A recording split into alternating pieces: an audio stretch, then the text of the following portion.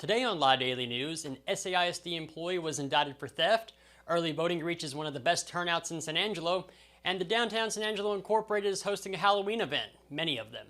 I'm James Bellini, and this is Live.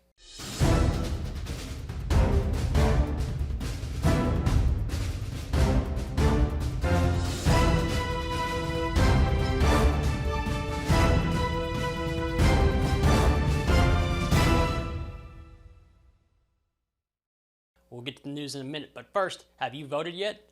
Early voting in person is underway now until November 1st for Tom Green County. After you're done voting, stop by the always delicious Hoffman's Cake Cottage at 1 South Taylor Street in the Village Shopping Center for a free cupcake. We'll keep your I voted sticker, but you'll have the tastiest voting experience ever because Hoffman's cupcakes are wonderfully delicious and always homemade. Visit Hoffman's Cake Cottage in the Village Shopping Center at 1 South Taylor Street or online at hoffmanscakecottage.com. Starting things off, the holidays have officially begun and they start with Halloween, which means trick-or-treaters will be walking the streets. Downtown San Angelo has offered a list of events for all San Angeloans, which includes candy obtaining opportunities and games at participating businesses downtown. Those include Fort Concho, Cowboy Up Chocolates, Old Central Firehouse Pizzeria, and many others. Head on over to sanjolive.com for a full list of businesses. Also, today is the last day to enter your house all dressed up for Halloween for a chance to win a $250 gift card to Carpet Tech. A San Angelo Independent School District employee has been indicted by a Tom Green County grand jury for theft. Corey Oliver was allegedly seen on security footage at Lincoln Middle School after a check and some cash had gone missing and it appeared someone had staged a break-in. On May 13th of this year, school employees returned after the weekend and walked into a mess of items scattered across the library. The principal had gone up to the school over the weekend to retrieve a personal item, but triggered the alarm. Then Oliver allegedly responded to the alarm and he was seen entering into rooms where funds had gone missing. When being interviewed, Oliver confirmed he had responded to the alarm and gave inaccurate statements to investigators. Oliver was arrested on May 22nd, was released the next day on $20,000 bond, and he is next due in court in early November. Have you downloaded the San Angelo Live mobile app yet? It's free and it's the best app in the business. Download it off the Apple App Store or the Google Play Store to stay up to date with news in San Angelo. Early voting has hit the ground running and has been consistent as over 27,000 people have voted in San Angelo already. This week, nearly 3,000 individuals on Monday cast ballots, and just over 2,500 did yesterday. Elections Administrator Vanna Hudson said that the voting numbers have been consistently high, and last week, 22% of registered voters in San Angelo cast their vote. Prop A for SAISD is on the ballot, and of course, the presidential election between current Vice President Kamala Harris and former President Donald Trump is also on the ballot. And Ted Cruz is running for re-election as well against Colin Allred. You have until November 1st to early vote, and then you can vote on Election Day, which is November 5th next week. And the weekend is incoming, and you can catch all the collegiate and pro NFL action at the ArcLight Bar and Grill inside the Clarion Hotel.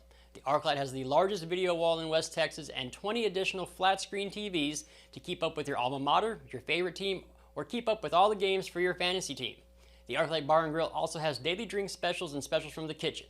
The ArcLight Bar and Grill, located inside the Clarion Hotel at 441 Rio Concho Drive.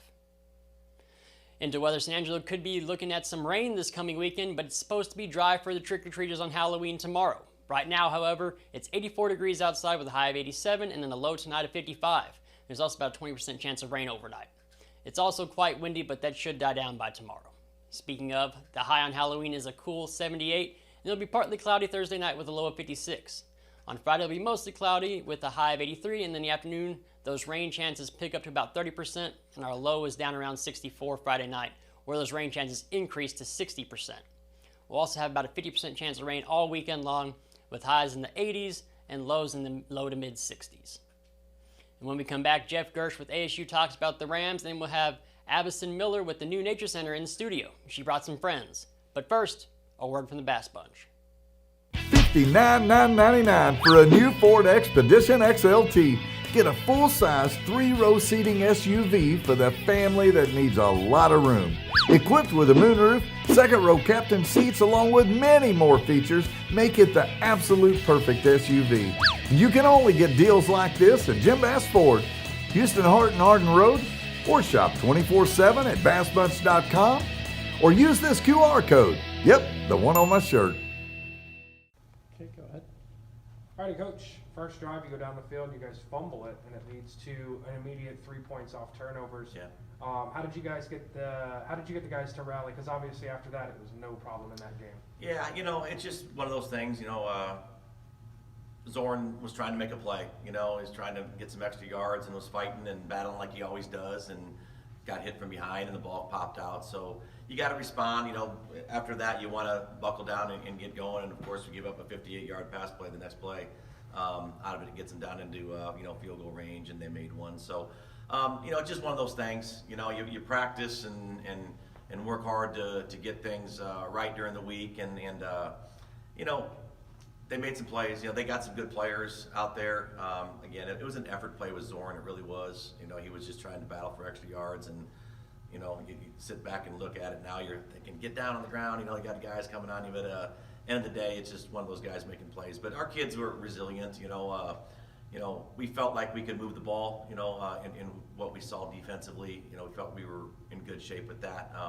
The frustrating part was probably just starting off slow. On both sides, I think we started off slow a little bit. But end of the day, got to win and at homecoming, and those are fun to do. So just got to continue to get better and not overlook opponents, for sure on that part of it. Obviously with Central Wash this week, you worry about your players, looking past, Sol Ross because of what their record indicated, but they're a much improved football team and done some good things leading up to it. I was going to ask about the defense, which I do every week pretty much, but it just seems like they've had such a high level, and even in the second half, they've hardly allowed anything. How do you feel about the way they've maintained such a good level from start to finish? Yeah, I was very pleased with it. I've said this a million times. Coach Salgado has done a great job of getting our guys prepared each week, but the senior leadership and the leadership we have on defense, how they practice, what they do, the film study they put into it, and that's on both sides of the ball. But you're asking me about defense. These guys just they are bought in to what we're doing. I think they see a really good unit, and they also see potential to get better, and so they continue to strive and work towards it. We're led by Coach Sal on that as a coaching staff with the defense, but our players in that room, the Jordan McKinneys and the Eric Rascos and Dylan McNeely's and Owen Sievers and Stephen Woods and Andrew Pitts. I could go on and on about guys that just go out and play really hard and prepare like champions, and then it's paid off quite a bit for us this year so far. Coach, 550 yards on offense, that's a massive game for you guys no matter who you play. Yeah. Was this game, as the game went on, was it something where you guys were just kind of rolling with what the defense was giving you and just continuing that game plan? It really was. We felt like they've given up some plays in the running game. We felt like we could run the football, and we did. The pass game, we're open here and there. They kind of started closing the run down a little bit, trying to get extra guys in the tackle box and slow us down there in the run game. So again, you go back to it at Angelo State, we can run and throw it. That's something we really hang our hat on. We want to be able to do both, and I thought Braden did an outstanding job, and then Caden came in and did a really good job running the offense as well too. So what they're going to put in front of us, we have run plays that we can get to pass fast and vice versa. So whatever we see, we kind of adapt to it and play. But having the capability of doing both is huge. Coach, going more with the offense, of course, you mentioned you felt you'd run the ball, and you did, 195 yards and 5 touchdowns total on the night. Just talk to us about specifically Jaden Jones and Cameron Disher. Obviously, you didn't have Brady Wilcox in this contest, so just the impact that they gave to your offense. Well, they're outstanding football players. Cameron Dishler is a redshirt freshman. He's got 3 more years after this. He's just an outstanding football player, and Jaden's got 2 more years after this. He's only a sophomore as well, and we didn't redshirt him last year. He played. So it's only both these guys' second year in the program, and they're just getting better and better. They're weight room fanatics. They work hard in there. Again, you go back to the film study and what they do in preparation, and then Coach Kilmer putting them in great positions to be successful both in the run game and the pass game. And I'd be wrong if I didn't mention the offensive line. We blocked very well on Saturday in the run game and pass game. We lined up and scored 4 touchdowns inside the 5-yard line, running basically the same play out of some different looks and stuff like that. And our guys just understood the job up front, and we blocked well. And proud of those guys. But those two young running backs, are fun to have. I'll tell you that, and seeing the growth each and every week about how they approach the game and then play it on Saturday is something special. But I was telling everybody for a long time, wait till Cameron Disher is ready to go and getting his his feet wet a little bit and understanding what we're doing, and he's taken off. But he and Jaden are a great combo. And that's without Braden. Braden obviously is our number one running back, and he was out this week. So hopefully get him back this week and get going. And of course, now looking ahead to this weekend, of course, welcoming Central Washington into here in San Angelo, it's an opportunity for your team to solidify your grasp on the conference. Yeah. Just talk about the matchup a little bit and what you can expect from them coming in. Well, they're a really good football team. We got to slow down the quarterback. He's the number one thing. Kendi McGill, he's done a great job of running the football in the read zone game and quarterback run. I thought this week he can throw it too. He likes to run it.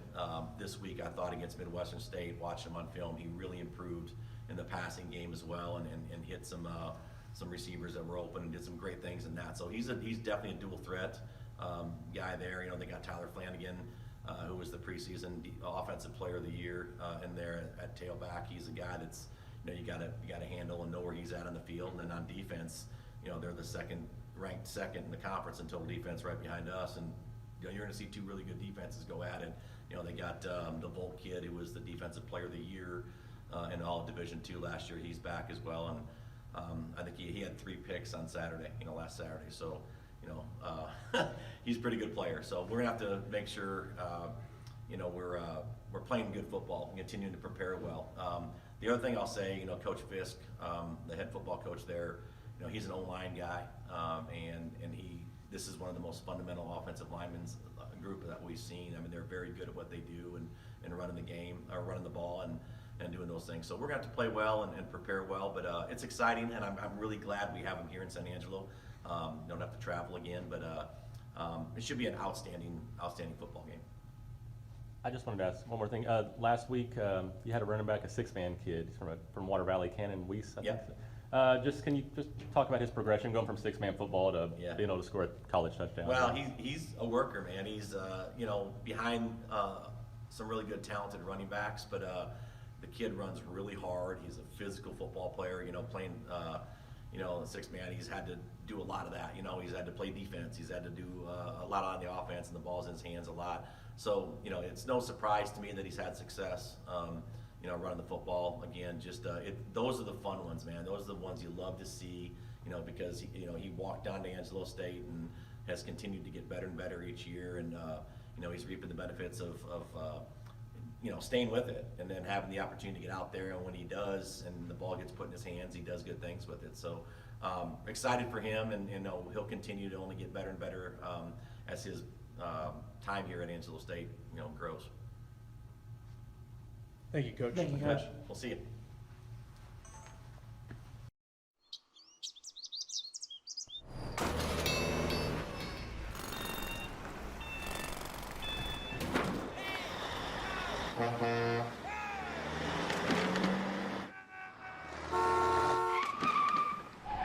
It's hard to believe how reckless some people can be and how hard they fight against real victims. You need a partner who consistently beats the giants and who will never, ever flinch. And welcome back. I'm James Bleedy. I'm here with Ava and Kayla Switalski. Y'all are opening up a new nature center here in San Angelo. Yes. Right, I'm sorry. Just go ahead and talk about it real quick. We decided to open up the Nature Center as a way to give back to the community. We have a great love for animals. We wanted to do something with it. And since I stay at home most of the time, it's better for me to get out of the house, and that's why I started this. Was needed something to do, and then found all these animals that needed help. And I just wanted to help them out and give them a good life, especially those that are older and can't take care of themselves anymore. Right. One of the animals that we brought today to show you. But a lot of it is just to show the community what these animals are, and they're not a danger to us, and the kids really need it. Right. They really do. I know you said you grew up around here, and the nature center was a big part of Yes. you growing up. We used to go to the nature center almost weekly, and it was a huge part of my childhood, and that's where a lot of my love for nature and animals came from. And so to not have that for the younger generations in Angelo now is just really heartbreaking. And so we never really intended for it to go this far, but we got more into wildlife rehab and talking more with the community and the people who do wildlife. And there's not even a place for people to take animals that are not domesticated for just open to the public to be taken care of. A lot of people think that coons and possums and all these wild animals can be kept as pets now, and they just made it illegal to keep them as pets, and people are trying to figure out what to do with them, and they're finding them along the roads and stuff like that, and they're having to go through different channels to try to find people who can care for them before they can be released back out, because sometimes we get babies that can't take care of themselves, Right. and we have to teach them how to hunt. So we decided to also, take in the wildlife. We know all the rehabbers in the San Angelo area. Or most of all. Yeah, most. But this gives a general area where people, if they find anything that is not a domesticated animal, they can bring it to us, and we can either rehab it ourselves or we can legally transport it somewhere to where it can get immediate help. Okay. And y'all have an actual facility. This isn't like a house. Y'all have like a real... Yes, we are. It's a strip mall that we are in at the moment, but once we get larger, we will be moving into a different area that has an outdoor area and separate rooming areas. But since this does all come out of our own pocket at the moment, we are trying to do it on a budget. So all of our animals are very well cared for and loved, but we try not to go too overboard. All right. Well, before we get into the animals y'all brought, where is this located at? How much does it cost to get in? Are y'all doing special events for birthdays and everything? We're located on Pant Rock Road in the Glendale Strip Mall. We're 117. We're right next to the poorhouse for those adults that know what that is. We charge $8 for an adult, $4 for a kid, but we don't make any profit off of it. It all goes straight back into the center. It goes towards vet care and the needs of the animal. Sometimes they need new hides, or they need some food, or like I said, they need vet care to get better. Okay.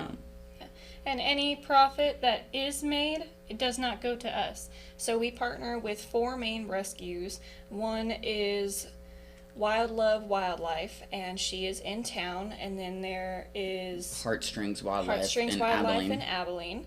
And then we have Hearts and Paws Rescue. She is a dog rescue, but we do have some things that come to us that can go to her, like dog food, wet dog food, puppy pads, things like that that can go to her. There's also Tweedledee Bird Rescue in Abilene as well that we partner with. Yeah. And then there's the Mad Mouth Studio in town we partner with. So anything that we are not able to use goes straight to them. So that way nothing gets wasted ever. So if people donate and help out. Yes. Donate and help out. How can people get a hold of y'all? You can go to my Facebook. It's Ella's Reptile Sanctuary and Rescue. On that page, you'll find our email. You'll find both of our numbers. And you can also message us directly from the website. All right. Yep. Well, I'm sure everybody's interested in what y'all brought in today. As you can see, there's a tarantula on the table. What's this little guy's name? This is Steve. He is a Costa Rican curly hair. They like to dig. They don't very climb in trees. This is what you would call a New World species compared to Old World. Get in a little bit about that. A New World will, instead of like trying to bite you and then run away to get away, these guys will actually take their back legs and rub their back end and get all those hairs and just shoot them at you. Okay. And they're like little needles, so if It's you leave like them in your skin, it's like fiberglass needles. Okay. It hurts. It starts really, really itching. Sometimes, depending on the person and the reaction, you can get blood blisters and sores from it. But this species is typically very docile, very friendly. A lot of people do keep them as pets, but that's why he goes to schools and educational events with us. But he has been with us since he was like maybe this small, and so a 1-inch sling. Yeah, so he's been very well handled, and he's used to it by now. Oh yeah, definitely. You can scream and he'll jump a little bit, and then he'll just be like, okay. Well, what else did y'all bring today? We brought some tree frogs. You want to get Steve back in his I'll container? get Steve. Yeah, let's put Steve up. He's not gonna hurt you. Come on, buddy.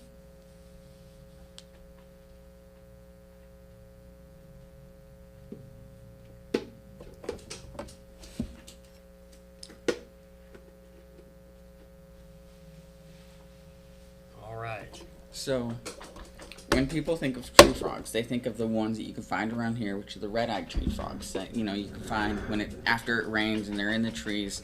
These ones actually come all the way from Australia. All right. These are what's called White's tree frogs. They're very jumpy. All right. You want to hold I'm them? not scared of frogs. He may jump on your face though. It's okay. They like to jump. So Get these close three, up on that, Bandit. these three right here have all grown up together. I call them my three musketeers. Or Dumb and Dumber. All right. And how do you take care of these guys? These guys, actually, their enclosure is a fully bioactive enclosure, which means I don't ever have to clean it. It's self-sustaining. Okay. It's got little bugs at the very bottom of it that clean up their poop and whatever food is discarded. They eat a lot of bugs, so they like their crickets is one big thing they love. They will go crazy for some crickets, but they have to have a very goodness. they have to have a very tall enclosure. I hope so. I told you they're pretty jumpy. He done jumped off the table. Yeah. Oh, there he goes. Oh. I'll come get him. Come on, buddy. We did have the Nature Center come in and bring animals into the studio at times, just to show what they offered. And do some of y'all's animals come from the old Nature Center? here in We town? have one. There's only one here that came from the old Nature Center. Okay. Well, it came from a owner that brought it to the Nature Center as they were closing. All right. And she's pretty big. Oh, there you go. Got him. Ready? Go. That was an adventure in and of Yeah. They're very jumpy. They are extremely fun to have. All right. And they They will always put on a show. oh yes, they have a lot of moisture that you got to keep them in, and when it starts, you kind of have to make it fake rain in their enclosure, and when you do that, they start ribbiting, and it's very, very relaxing. All right. Sounds like a bark. And who's this guy y'all brought in? We call him Little Dude. He is a month-and-a-half-year-old sulcata tortoise. So if you remember, the Nature Center had those huge tortoises that would roam around. Right. This is the exact same species. Just much But- younger. Yes, we Yes. got him as a baby specifically so he can grow with us as the Nature Center. We thought it would Okay. be really meaningful for the kids to have an animal that's still baby that they can learn about and grow up with. Okay. We have a lot of babies in our Nature Center. We have some baby crested geckos. He's going to go check out the mic. Oh, Yeah. I mean, that way, hey, kids grow up, they can come show their kids the tortoise that Exactly. they saw. And this guy will live up to about 120 years old. He's going to surpass our 150 age. plus. Yeah, he's going to get very old, and so whoever eventually overtakes our Nature Center, he will All right. still be there for everybody to come see. But he is definitely a little character. He will chase you and follow you for lettuce for days. All right. Well, those aren't the only animals y'all brought in. You brought in No, a we couple have more. We got 3 more. This is This- Stanley. This is one of our older animals. Okay. He is a black-footed ferret. He is 8 years old, so they typically have a lifespan of about 7 to 10 years. Oh, he's huge. 79. My niece has ferrets. They're not nearly that big. So he was technically a rescue. As you can tell, he's missing some fur on his tail and his top right here. So he's got some alopecia going on. When we got him, he had a pretty bad UTI infection. So we've kind of healed him up, and now he just lives his days being a lazy old man. All right. And just sleeps all the time and will eat whenever he wants. And we do have some much younger ferrets that he lives with, and they take care of They're him his and girls. keep him warm. and- Right. but he is very, very spoiled. All right. Good deal. All right, who's this? This is Chai. He came from he was also a rescue. He came from a family that couldn't care for him, and that's usually how we get all of our reptiles. They either get too big, or they just can't take care of them anymore. A lot of a lot of married couples or couples that don't have kids usually get all these reptiles, and they think, you know, they just can throw them in a tank and watch them and just not really do anything. They require a lot more care than that. Right. When we got him, he was on calcium sand, which is not good for reptiles, as well as in a very, very small enclosure. So these he guys was underweight need at least a 120-gallon enclosure so they can move around and stuff. Even when they get that big? 'Cause I mean, I've seen smaller bearded dragons. He's actually our biggest one. Okay. He's still a little underweight, but he eats like a champ, and so hopefully he'll get up to weight pretty quickly. Okay. But he likes to skinny himself out like this when he's checking out the area, and then he'll flatten out like a pancake when he's trying to be intimidating. Well, they flatten out to absorb as much heat as possible. They're also from around the Australian area. It's crazy. In the wild, they'll puff up their beard at you and try to scare you and intimidate you to back up and get away from them. Whereas the ones that we have in captivity today, they love the attention. They will come running to you, and they love their food, mealworms. All right. Well, good deal. Y'all got one more y'all brought Yes. in, right? She's our big girl. Not our biggest, but she's one of our big girls. All right. Hand her to me in the bag.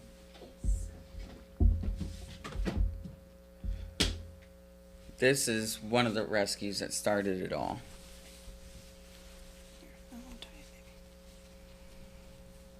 And we keep them in a pillowcase because it's much safer than transporting them in a bin. Okay. Because she can't rub her nose raw in a pillowcase. So when you're taking a snake out of a bag, you want to make sure you know where her head is, which is usually towards the corner of it. I don't plan on doing much of that. It's over there. Yeah. This is Cream. She is an albino red-tailed boa. She's extremely friendly, so you don't have to Oh, worry. yeah. Very, very friendly. She just likes to go. Oh, yeah. All right. When we got her, she was covered in snake mites. They're similar to fleas, except they can really, really hurt a snake. They suck on their blood, which is their only way of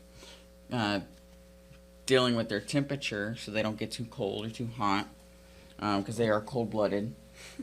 But she also ended up getting scale rot too, from the snake mites.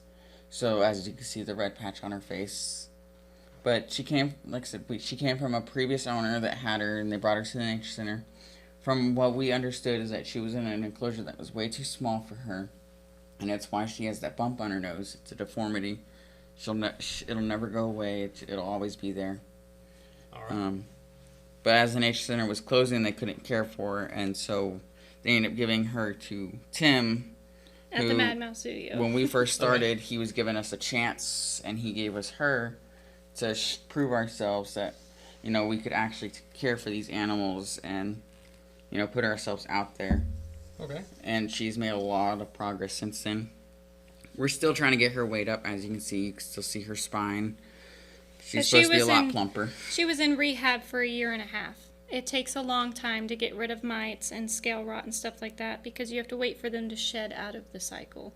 So that amount of time, she lost a bit of weight because when they do have those conditions, they refuse food. Okay. So she finally is starting to eat again. She eats about 2 rats a week, which is a good amount for her. And she is finally doing a lot better. And as you can see, she feels much better. Oh, she's moving around like no When we tomorrow. first got her, she would not hang on to us.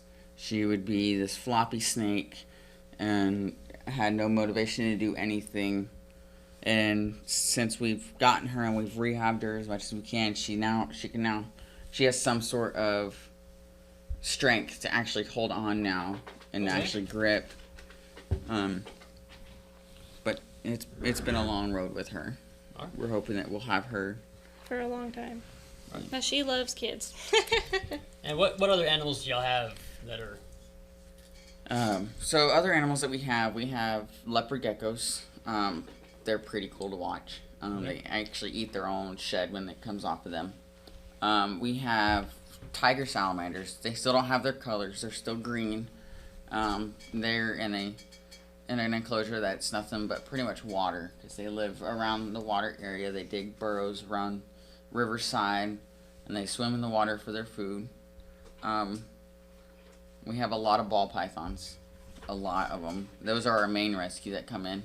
I'd imagine those are pretty popular pets that people go out and buy. Yes, people get them and then they don't realize how much work they really are because they think they can just throw in some food every now and then, but they have to have proper heating, moisture, things like that. And so we do get a couple that come in with like snake mites, or they're really skinny and underweight, and so we work with them until they're better and they're up to weight, they've shed, they eat on a regular basis and pass normal, and then they are up for adoption. So we do have quite a few animals up for adoption. Our main ones are ball pythons and bearded dragons. All right. Other ones that we have an iguana that just came to us. He is very feisty. Yes, he doesn't seem like anyone's really worked with him, and so we're gonna try to work with him as much as we can to kind of tame him down a little bit so people can see and kind of pet him and understand them. We also have a chameleon, panther chameleon. His owners very much loved him, but unfortunately had to move. But they still contact us very regularly, and he is very spoiled, very large, and he will eat straight from your hand. He is very friendly. And then my favorite, because she's mine, of course, is our Burmese python. She is a super dwarf Burmese, so she won't get as large as a regular one, but she is 9 foot currently and about 50 pounds-ish, maybe a little heavier, and she is our biggest that we have right now. She's technically full grown? Yeah, she is full grown, so we got her as a retired breeder from a very reputable breeder, and we're still friends with them at the moment. Hopefully always will be, but she's very loved. She grew up around children that were very small, and so she is like a puppy dog. She just wants to be on you and wants to be pet and loved on, and it's quite funny seeing a large snake do that. I'm sorry. I wasn't saying it. I mean, you have any other mammals like the ferrets? Mammals, we have some rats and we have some mice. And then guinea pigs. And guinea pigs. And we do have a baby possum right now, but we are still currently going through the legal processes to show her to the public. But she is only about 3 inches long, so she is still pretty young to be open to the public. But hopefully in the next month or two we can get all the paperwork figured and she'll be able to join the nature center as well. If y'all come to the grand opening next month on November 16th, we'll be doing a show where we bring out all the animals for y'all to see. Not just the ones that we brought here, but the ones that are still at the shop for around 2 o'clock-ish. And we actually have a special guest coming who does another rescue here in town that we're trying to partner with. She specializes in primates. So she is Monkey Havoc in town, and she will most likely, hopefully, fingers crossed, be bringing a little primate to come say hi to all the kids. And so it's going to be really fun for everybody to come meet all the animals, and the animals are very excited. All right. So November 16th, y'all open up, and this is going to be at 2 o'clock? We open from 12 to 4. Okay. After the grand opening day, we'll be open from about 10 to 6 every day for the public to come see the animals. And then on Sundays, the hours are a little bit different. It's from 11 to 5 or 11 to 4. I can't really remember. It's on a sign that we have on our door. And we'll be posting it on our site once we officially open. And then we will be closed Mondays and Tuesdays, because those are our prime feeding days. So we don't need anybody in there while we're feeding everybody. And you don't like the distractions. Yeah. All right. Well, did we miss anything? Did y'all want to say anything else before? Not that I can think of. Yeah. Covered it all? Yeah. All right. Well, thank y'all for coming in today. Thank you for bringing your animals. And get out to the nation, go donate, go help out, and go visit these amazing animals, right? Yeah. They're definitely amazing. All right. Well, thank y'all. Thank you. When it comes to unique pieces you can't find anywhere else, Kano's Diamonds and Coins is your one-stop shop. With over 24 years in the diamond and coin industry, Kano's Diamonds and Coins is West Texas's choice for diamonds, jewelry, coins, silver, and gold.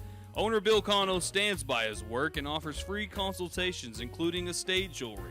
Don't just trust anyone with your valuables. Come see the staff at Kano's at 1016 West Beauregard in San Angelo. Thank you for watching the Live Daily News Show, the only locally owned news show in the Contra Valley. Go like us on Facebook, X, and other social media platforms, and download the San Angelo Live mobile app to stay up to date with news from in and around the Contra Valley. Thanks again, and we'll see you back here tomorrow.